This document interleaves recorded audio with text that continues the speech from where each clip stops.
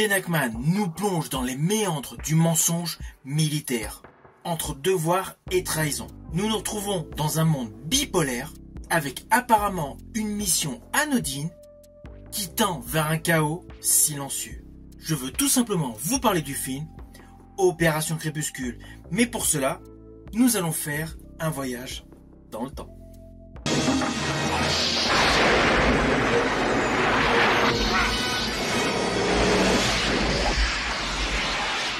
Hello, c'est HR, votre chroniqueur.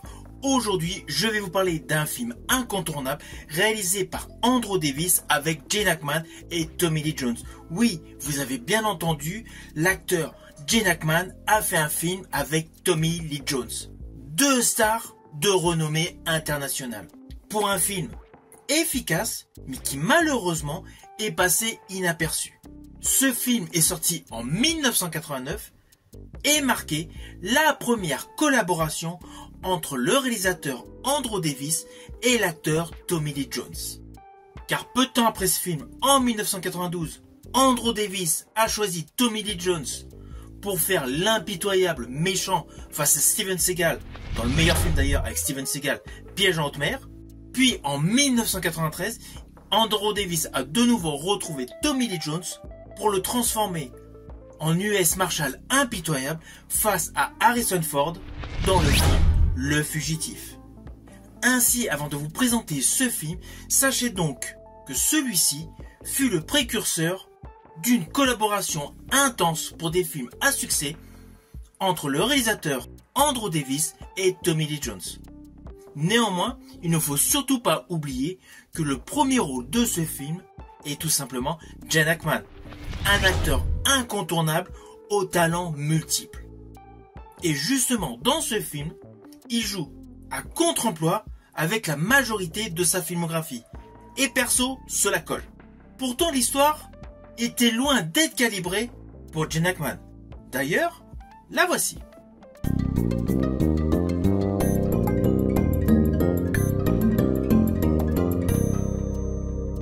Dans ce film, nous suivons le sergent Johnny Gallagher des forces spéciales américaines. Celui-ci est interprété par Gene Hackman.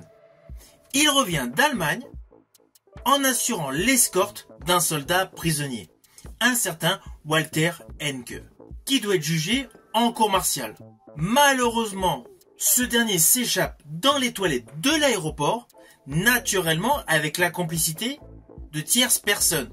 Oui, je peux vous le détailler ceci, car c'est vraiment le tout début du film. En fait, lorsque Gene Hackman va tout simplement se laver les mains dans les latrines, il y a plusieurs individus qui l'attendaient au tournant, qui lui cassent littéralement la gueule et permettent l'évasion du fameux Walter. Assez rapidement, il s'aperçoit qu'in fine, le supposé Walter Henko qu'il a escorté n'est pas du tout la personne sur les papiers d'identité. En fait, il a fait rentrer sur le territoire américain un individu où il ne connaît absolument pas l'identité. Et c'est là que l'histoire prend une dimension d'espionnage. Alors naturellement, je n'irai pas plus loin sur les lignes scénaristiques de ce film. Mais sachez que ce fameux prisonnier qui s'est échappé, qui a pris la fuite, est interprété par Tommy Lee Jones. Comme je vous l'ai dit en préambule, Tommy Lee Jones est l'adversaire principal de Gene Hackman dans ce film. Donc il y a une réelle trame scénaristique sur fond d'espionnage avec de surcroît la mise en place d'un futur assassinat. Alors concernant la réalisation, elle est nerveuse, elle est électrique.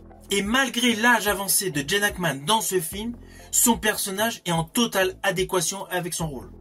Il joue un Johnny Gallagher désabusé, un militaire loyal porté par la loyauté, qui a un réseau de connaissances assez conséquent, mais se retrouve à un moment précis, seul contre tous.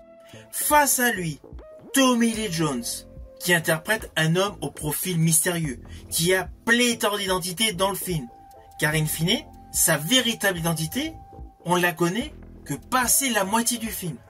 Son rôle est un peu dans le style de celui de Bruce Willis dans Le Chacal, face à Richard Gere.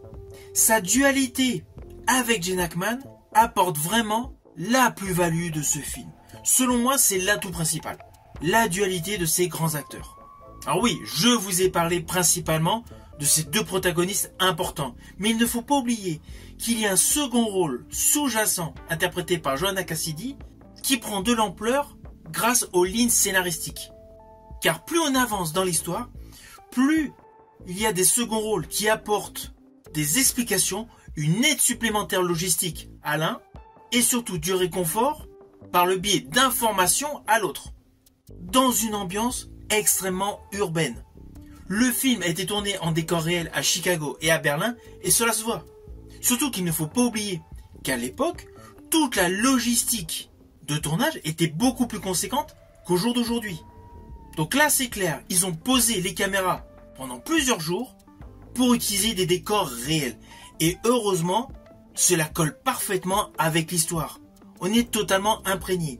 Ce film est un réel film d'espionnage à l'ancienne, mais avec des scènes d'action extrêmement fugaces, extrêmement électriques, réalisées par Andrew Davis, le spécialiste du genre au début des années 90 et fin années 89. Il suffit de voir Nico avec Steven Seagal, en plus des films que j'ai précités. Mais ce qui rend vraiment plausible ce film, c'est le montage sombre. Il n'y a pas, comme aujourd'hui, des explosions abusives. Elles sont bien calibrées, c'est une voiture à un moment, une maison à un moment, et quelques gunfights ici et là parfaitement placés. Mais l'essentiel de l'histoire est un scénario solide, qui met en exergue tout simplement la qualité d'acteur. Car in fine, l'atmosphère globale de ce film veut nous permettre de nous immerger en pleine période de guerre froide. Et du coup, toutes les frustrations militaires, les magouilles politiques et les complots présentés de ce film illustrent parfaitement le rendu voulu par Andrew Davis. Alors je vous le dis franchement, ce film est vraiment à savourer pour tous les aficionados du jeu d'acteur de Tommy Lee Jones et de Gene Hackman en figure de proue. L'atmosphère de conspiration est topissime, au cœur d'une ambiance de guerre froide extrêmement bien représentée.